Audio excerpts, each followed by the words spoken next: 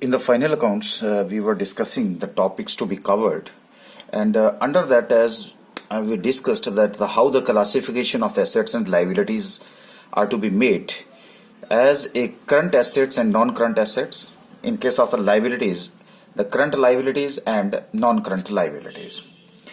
Now, in case of the classification of the assets and liabilities, now after doing some practice, you might be aware now that how the classification is to be made. Now today I would discuss some typical point in relations to the current liabilities and non-current liability. So as just I'm going for the revision of that, current liability and non-current liabilities are to be classified, that is, if it is expected to be settled in the company's normal operating cycle, first condition, or it is held primarily for the purpose of being traded, we have already discussed, this condition is fulfilled, and it is due for settlement within 12 months after the reporting date, right? But the company does not have an unconditional right to defer settlement of the liability for at least 12 months after the reporting date. अब यहाँ पे जो operating cycle है, it could also exceed the 12 months, लेकिन company does not have an unconditional right to defer the settlement of the liability for at least 12 months. This is important part. तभी तो हम क्या करते हैं कि जितनी भी करंट लायबिलिटीज जैसे ट्रेड पेबल्स है और सम एक्रूवल्स होते हैं एम्प्लॉइज के लिए, वो वर्किंग कैपिटल का पार्ट होते हैं, इसलिए वो एंटिटीज की नॉर्मल ऑपरेटिंग साइकिल के अंडर ऑपरेटिंग साइकिल के अंडर कवर होते हैं. That's why these are to be treated here as a current liabilities even if they due to be settled more than 12 months after the reporting date, right? लेकिन liabilities which are not settled as part of the normal operating cycle but are due for settlement within 12 months are also current liabilities. ये भी हमने बात करी थी क्यों whichever is higher की बात करी थी. तो आज मैं आपसे एक जो यूनिक और जो टिपिकल पॉइंट जो आपको कई बार कंफ्यूज करता है उसके बारे में हम बात करेंगे. वो कहता है the current liabilities also include current portion of the non current liabilities. This is very important. Current liability है लेकिन उसमें नॉन करंट लायबिलिटी का पोर्शन क्या है, तो ये वाला कंसेप्ट हम चलिए एक क्वेश्चन की हेल्प से डिस्कस करते हैं. क्वेश्चन है, on 1 May 2018 MH Limited took a loan from SBI for ₹12 lakhs. ठीक है जी. This is due to be paid in 16 equal installments at 3 monthly intervals. The first repayment was due on 1st August 2018. All payments to date have been made on due date. जो भी था दे दिया हमने. How should the outstanding balance on 31st March 2019 be reported in the balance sheet at that date? And we have to ignore the interest for that. चलिए जी, हम अब इस case study की हेल्प से इस कंसेप्ट को क्लियर करने की कोशिश करते हैं. चलिए, सो द सॉल्यूशन इज, सबसे पहले है कि लोन कितना है जी, 12 लाख है. Okay, so first is amount payable per installment, per installment which is equal to कितना लोन है जी, 12 lakh divided by 16 which is equal to 75,000. After that, the second one is installments. Installments paid during 2018 and 19. 1st August 2018. तो अगस्त, सितंबर, अक्टूबर, नवंबर, दिसंबर, जनवरी, फरवरी, मार्च, तो कितने installments हुई जी, 3 installments 18-19 में. तो ये हुई जी मेरी 75,000 into 3 which is equal to 2,25,000. Then after that, installments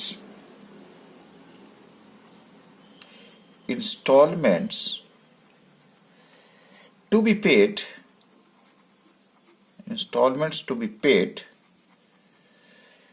during 2019 and 20.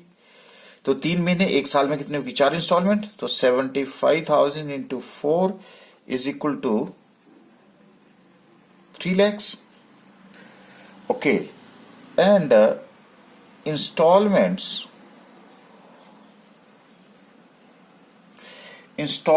to be paid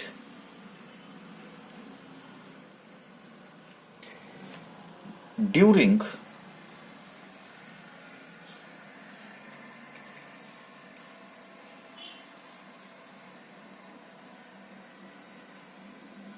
during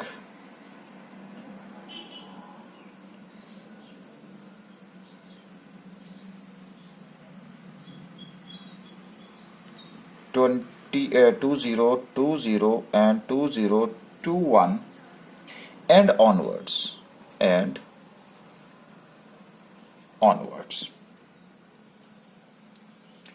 तो वो मेरी हो जाएंगी 75,000 इंटू कितनी इंस्टॉलमेंट्स थी जी? 16, 3 यहां चलेगी, 4 यहां चलेगी, 7, तो कितनी होगी जी? 9 इंस्टॉलमेंट्स। तो ये हो गया मेरा 6,75,000 रुपीज। ठीक है जी। अब मेरा जो टोटल लोन है, टोटल लोन था 12 लाख और लेस पेड ड्यूरिंग 2018-19, वो मैंने पे किया, मैंने ये 2,25,000।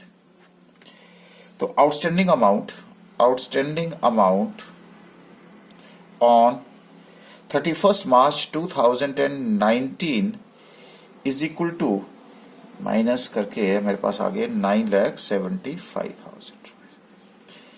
ये हमारे से पूछा गया था।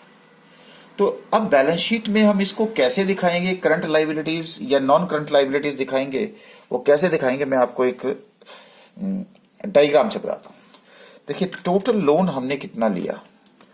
So total loan that is rupees 12 lakh. ठीक है जी। अमाउंट पेड इन 2018-19, ये तो हो गया जी 2,25,000। Amount to be paid in 19 and 20 कितना लिया जी हमने अभी? 3 लाख। तो वो आ गया जी मेरा रुपीज 3 लाख। तो ये क्या बन गई मेरी? To be shown as current liability in the balance sheet of 2018 and 19 as it is payable within, space की कमी है, within 12 months। ठीक है जी। अच्छा, उसके बाद आ गया amount to be paid after 1920, और वो था हमारा, मतलब ये ड्यूरिंग हो गया, ये आफ्टर हो गया, कितना? 6,75,000। ओके, तो ये 6,75,000 क्या करना पड़ेगा? To be shown as long term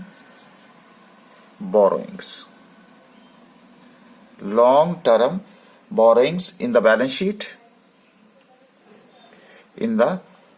sheet of, कौन सी ईयर की बैलेंस शीट बना रहे थे हम? 18-19 बोला ना, तो 2018 and 19 under non current liability. तो देखिए 2,25,000 रुपए पे कर दिया, 6,75,000 1 साल के अंदर होगा तो करंट लाइबिलिटी, और बाकी जो है हमारा ये अपना 3 लाख जो है अपना ये पे होगा, टू बी पेड है, ये पेड है, टू बी पेड, तो current liability. Installments to be paid during and onwards, तो ये क्या बनेगी, लॉन्ग टर्म बोरिंग्स बनेगी, और लॉन्ग टर्म बोरिंग्स में 6,75,000 हमारा क्या बन जाएगा, नॉन करंट लाइबिलिटी में शो करेगा। तो ये था हमारा, दस current liability also include current portion of non current liability. ये देखिए, ये नॉन करंट लाइबिलिटी। तो ये एक छोटा सा आपको टिपिकल सी आइटम जो कि जनरली कंफ्यूज करती है आपको, तो वो हमने आपको इस केस स्टडी की हेल्प से क्लियर करने की कोशिश करी। मुझे लगता है कि अब आपको ये पॉइंट क्लियर हो गया होगा। तो टॉपिक्स टू बी कवर्ड में अब हमारे पास जो नेक्स्ट है वो है that is the payment of dividend. So payment of dividend, there are two cases. There are two cases. Case number one is when the payment of dividend to the owner of the company, who are the shareholders, are to be made out of current year profit. अब तो आप बड़े बच्चे बन गए, आपको पता है कि प्रॉफिट में से ही डिविडेंड डिस्ट्रीब्यूट किया जाता है, जो कि इक्विटी शेयर्स में आपने, प्रेफरेंस शेयर्स में आपने डिस्कस किया है। तो कभी कभार हम डिविडेंड किस में से देते हैं, out of the current year profit जी। उसके बाद सेकंड होता है payment of dividend can also be made out of past year general reserves. और आपको पता है जनरल रिजर्व किसका पैसा होता है, शेयर होल्डर का ही पैसा होता है। तो अब आप बोलेंगे कि जी ये क्या हो गया, जनरल रिजर्व का पैसा जनरल रिजर्व से, ये ऐसा क्यों करते हैं हम, पिछले सालों के प्रॉफिट में से क्यों पे करते हैं?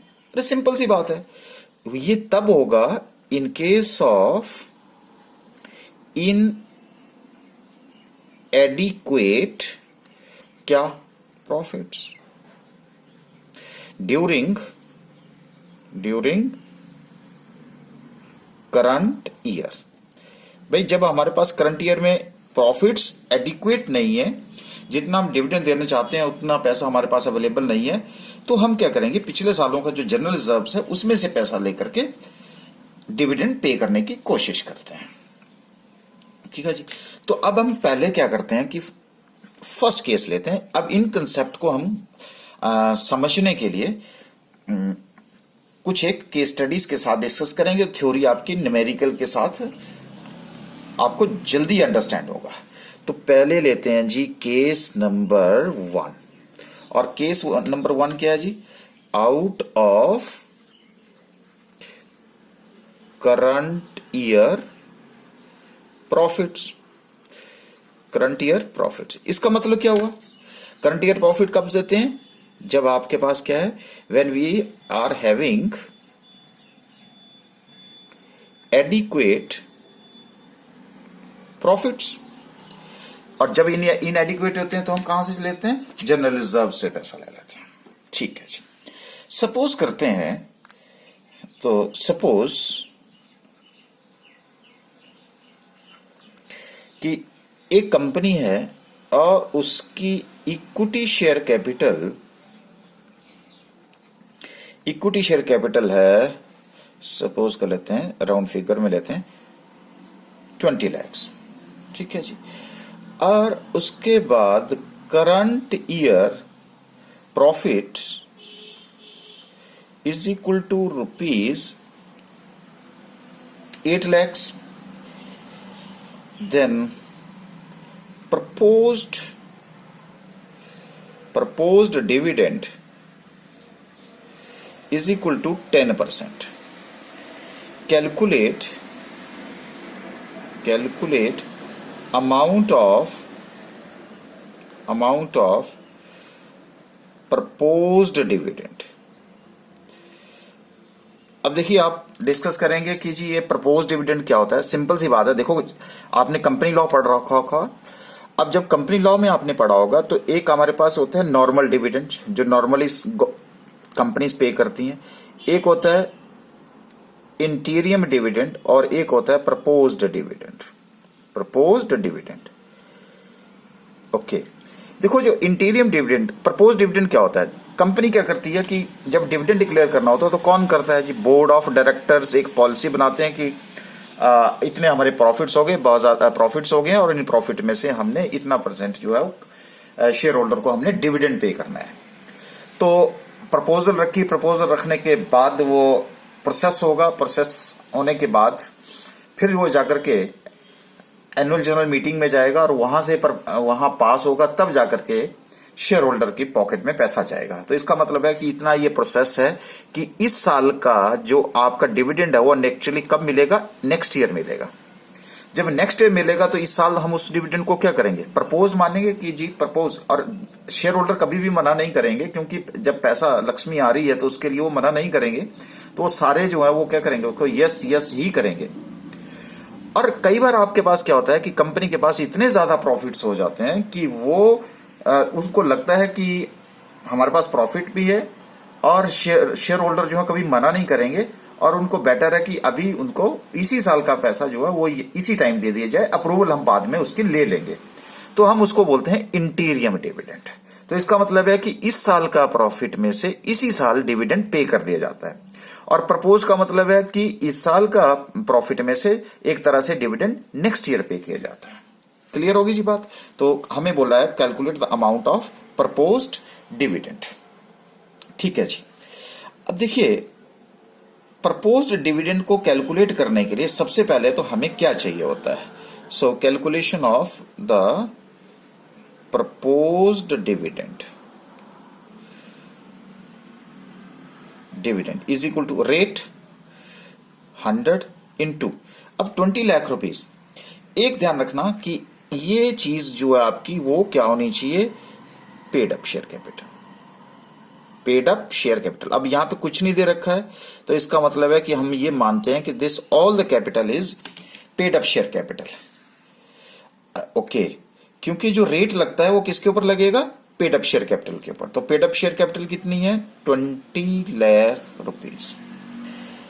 ठीक है जी। तो इसका मतलब है कि 2 लाख रुपए आपका क्या हो गया जी? प्रपोज्ड डिविडेंड हो गया। That is ₹2 lakh as proposed dividend.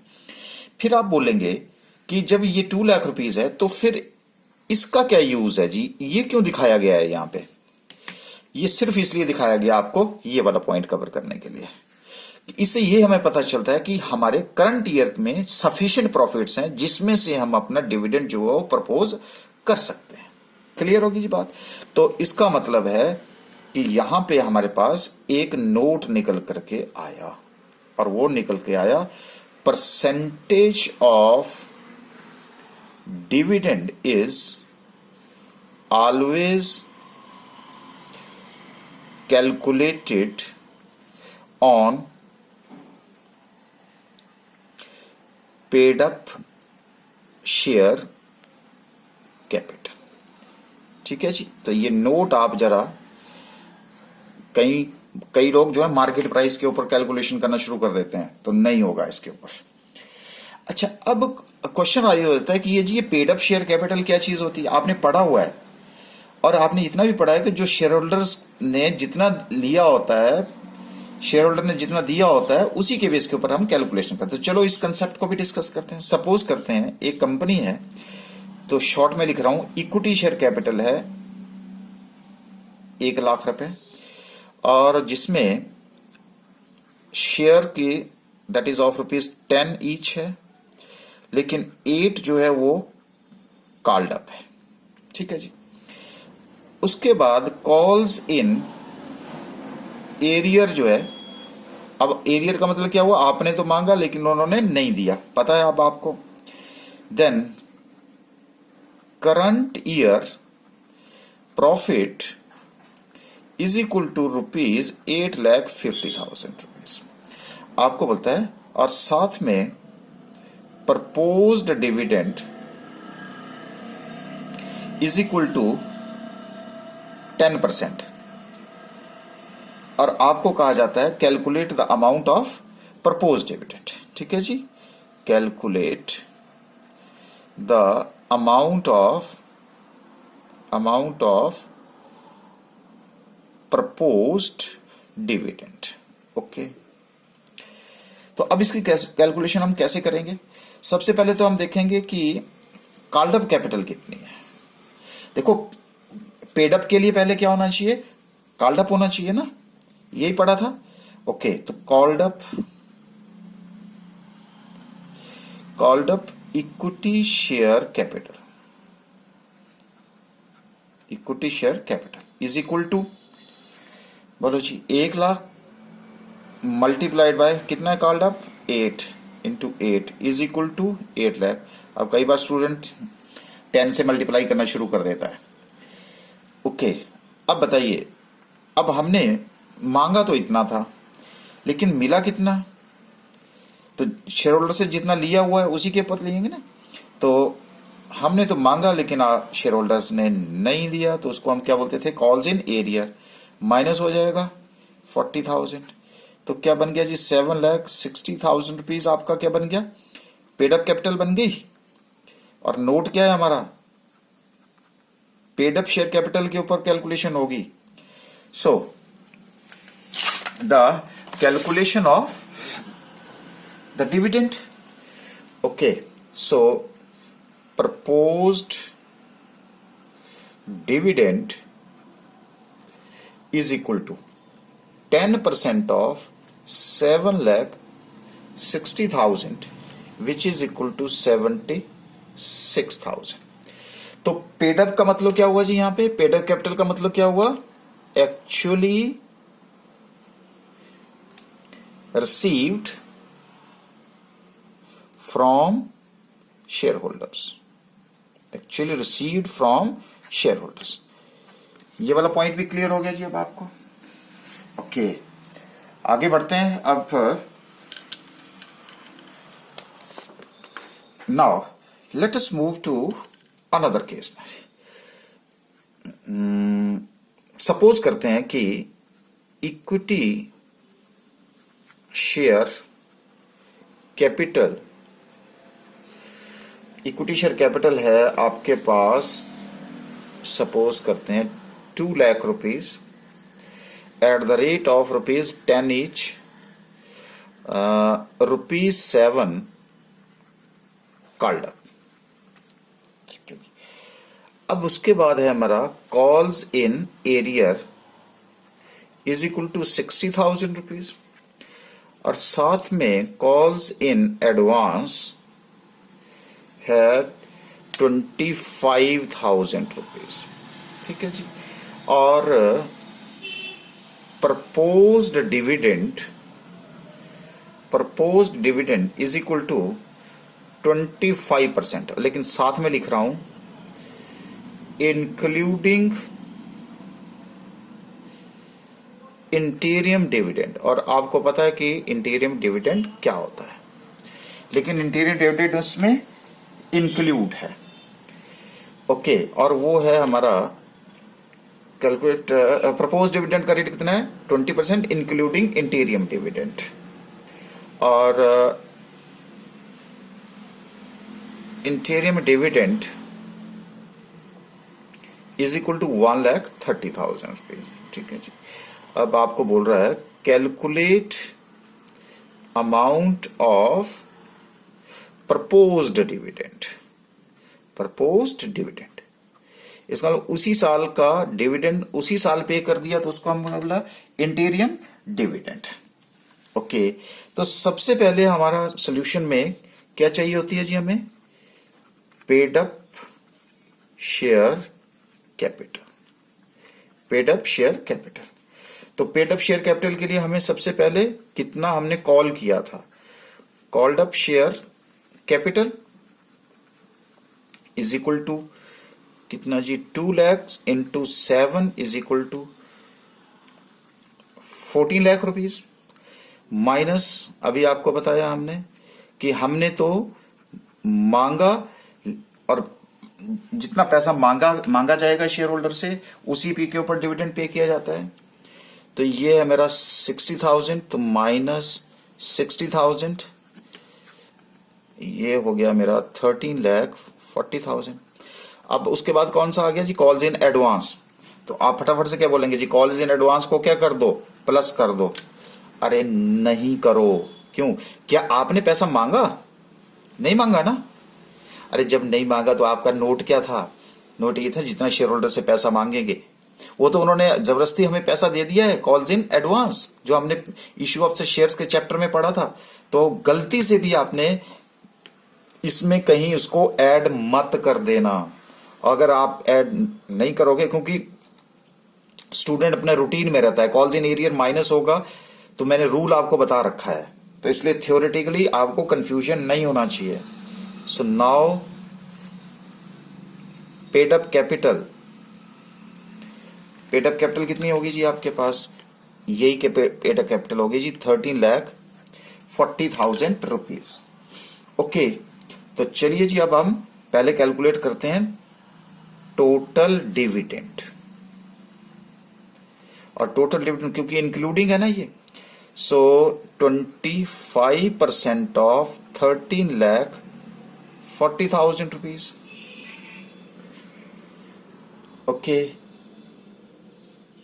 तो ये मेरा आ गया 4 3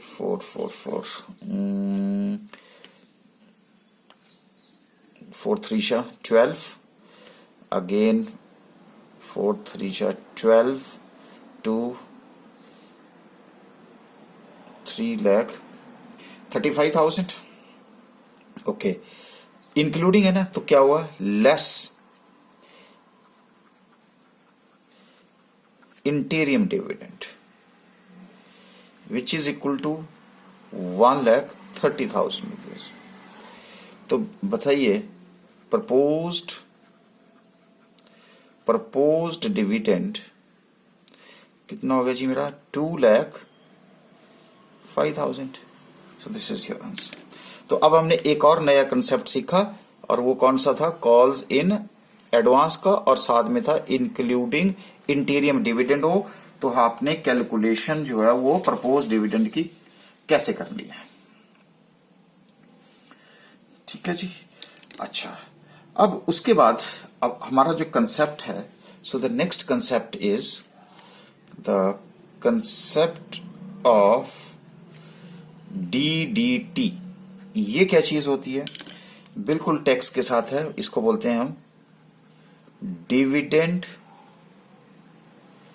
distribution tax. This is known as dividend distribution. इसमें आपने एक ध्यान रखना, एक तो आपको इनकम टैक्स में जो बेसिक रेट है डिविडेंड डिस्ट्रीब्यूशन का, देखिए मैं आपको इतना एक कंसेप्ट बता देता हूं कि जब भी कंपनी डिविडेंड डिक्लेयर करती है, तो डिविडेंड डिक्लेरेशन करने के बाद जो उसके ऊपर टैक्स लगता है वो भी कंपनी को ही बियर करना पड़ता है। शेयर होल्डर के हाथ में जाकर के ये एग्जम्प्ट होता है। तो जो डिविडेंड पे किया जाता है, या प्रपोज्ड है चाहे इंटीरियम है, जो भी टोटल डिविडेंड है, उसके ऊपर जब वो डिविडेंड डिक्लेयर करेगी तो शेयर होल्डर से डिविडेंड डिस्ट्रीब्यूशन टैक्स भी कलेक्ट करेगी, और वो इनकम टैक्स डिपार्टमेंट के खाते में जमा करेगी। तो इसलिए ये कंसेप्ट आ जाता है डिविडेंड डिस्ट्रीब्यूशन टैक्स का। तो इसका जो बेसिक रेट है वो आप इनकम टैक्स की बुक में भी देख सकते हैं। तो एट प्रेजेंट 15% जो है बेसिक रेट है, लेकिन ये दो बातें आपने माइंड में रखनी है। तो कई बार एग्जाम में रेट दिया होता है, कई बार नहीं भी दिया होता है। अगर कई बार लिखा होता है कि इग्नोर करिए, तो आप जैसा आपके पास क्वेश्चन में होगा वैसा करिएगा।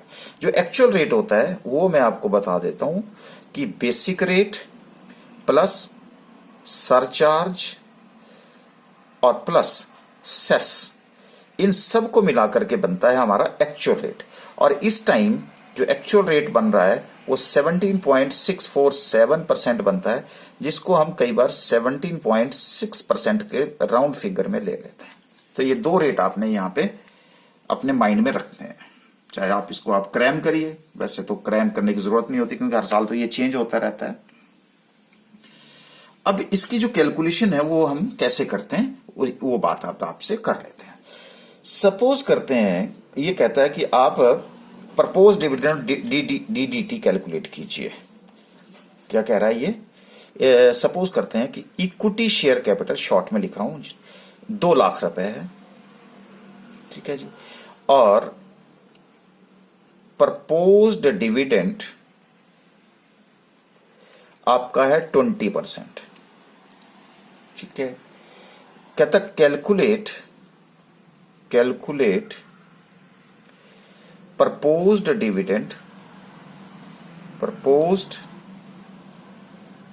Dividend and DDT, dividend distribution tax कैसे होगा। अच्छा, अब इसकी जो कैलकुलेशन है DDT की वो कैसे होगी वो हम आपसे बात करेंगे और कंसेप्ट क्लियर करेंगे। देखिए, मैं आपसे सबसे पहले तो ये बात करूंगा आपसे कि ये जो DDT है,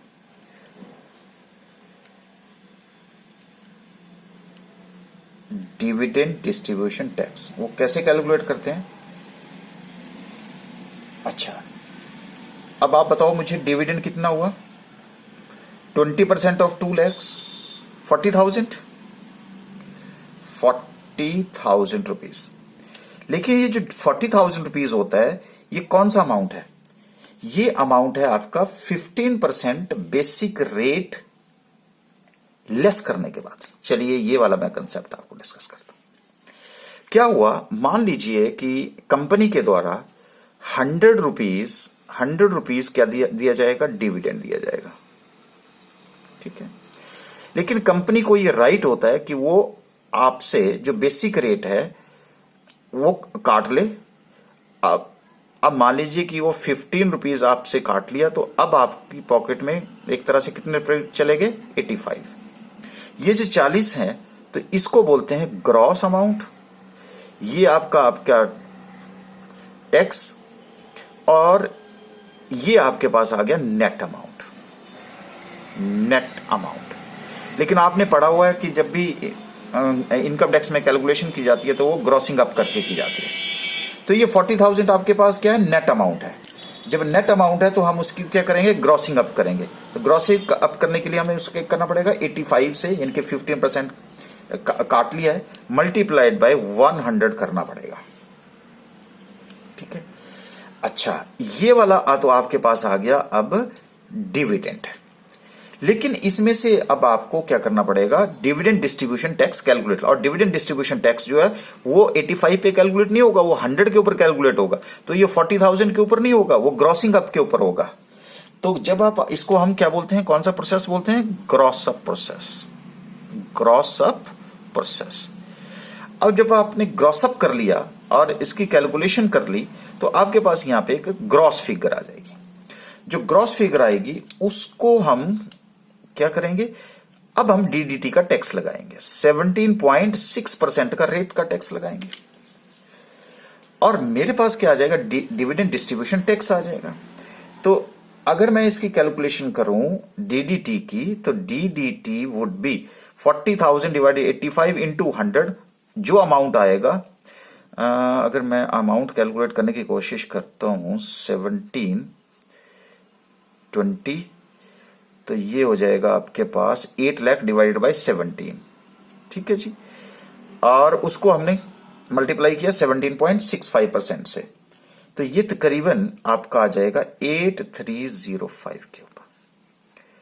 तो आपके पास डिविडेंड भी आ गया, और तो DDT की कैलकुलेशन ऐसे की जाएगी, ये डिविडेंड और ग्रॉस डिविडेंड के ऊपर रेट लगाएंगे। और रेट कौन सा है जी आपका, ये 17, जो क्या है एक्चुअल रेट, ये बेसिक रेट है।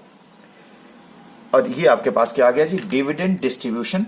अब ऐसा करते हैं कि इसके ऊपर अब एक कॉम्प्रिहेंसिव सा क्वेश्चन आप करते हैं, जिससे आपके सारे कंसेप्ट जो है वो क्लियर हो जाएंगे। ओके, तो देखिए यहां पे ये लेता हूं मैं, ये है equity share capital which is equal to 2 lakh shares at the rate of ₹10 each, and comma 8 rupees 8 as called up, okay, then calls in arrear is equal to 70,000, calls in advance is equal to 50,000 rupees, 12% preference shares is equal to 5 lakh rupees. Interim dividend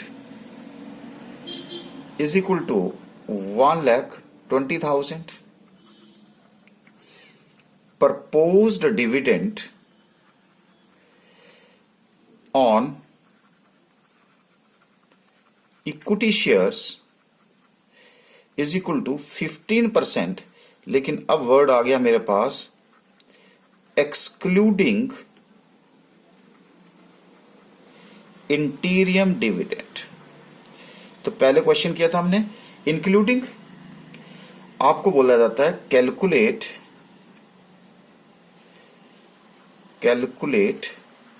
dividend and dividend distribution tax.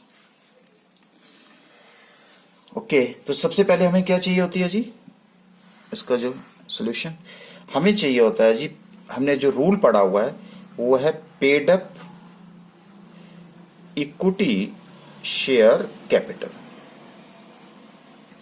Which is equal to कितना है जी 2 lakh, called up कितना है into 8 which is equal to 16 lakh rupees. Okay, less हमने पढ़ा है जी कि calls in arrear जो मांगा था वो उन्होंने नहीं दिया, तो माइनस कितना है जी 70,000 रुपीज। और हमें जी ये भी मालूम है कि कॉल्स इन एडवांस को माइनस नहीं करते, जब हमने मांगा ही नहीं तो हम कैसे उनको डिविडेंड पे कर सकते हैं। तो ये आ गया जी मेरे पास पेड अप कैपिटल, क्योंकि कॉल इतना किया था, ये आपके पास 15,30,000। Now dividend on preference shares is equal to, preference shares कितने हैं 5 लाख हैं भाई, छोटे मालिक हैं, डिविडेंड तो उनको भी मिलेगा, कितने रेट से मिलेगा ये लिखा है जी 12%, multiply by 12 divided by 100 which is equal to 60,000। Then interim dividend है जी आपके पास 1,20,000 रेडीमेड दे रखा है। ओके, सो प्रपोज्ड डिविडेंड वो भी जी अब हमें पता है which is equal to 15% of कितना जी, ये 15,30,000 आ गया पेड अप कैपिटल, तो 15% of 15,30,000 which is equal to 2,29,500। Okay, so total dividend is equal to dividend on preference shares 60,000 plus interim dividend 1,20,000 plus proposed dividend 2,29,500 which is equal to 0,005, then 9, then 2 plus 2 4 plus 6 0 and then up 4, so 4,09,500 आपके पास आ गया dividend. अब आपसे पूछा गया है dividend distribution tax कितना होगा, तो हम क्या करेंगे जी, पहले ग्रॉस अप करेंगे। ठीक है जी, तो ग्रॉस अप के लिए 409,500 आपके पास divided by 85 multiplied by 100 gross up हो गया, और उसको बाद उसके ऊपर हम लगाएंगे रेट, और रेट है हमारा, कई बार क्वेश्चन में दिया होता है, अगर आपके पास नहीं दिया है तो हमें पता है कि इस टाइम रेट जो है वो एक्चुअल रेट 17.65% है, और अगर हम इसकी कैलकुलेशन करें तो आपके पास 85031 डिविडेंड डिस्ट्रीब्यूशन टैक्स आ जाएगा। और आपसे डिविडेंड पूछा है, डिविडेंड डिस्ट्रीब्यूशन टैक्स है, तो डिविडेंड ये है और ये डिविडेंड डिस्ट्रीब्यूशन टैक्स है। तो ऐसे हम डिविडेंड डिस्ट्रीब्यूशन टैक्स और डिविडेंड की कैलकुलेशन करते हैं, जिसको कि हम बैलेंस शीट में कैसे दिखाएंगे वो हम वहां पे आपसे शेयर करें।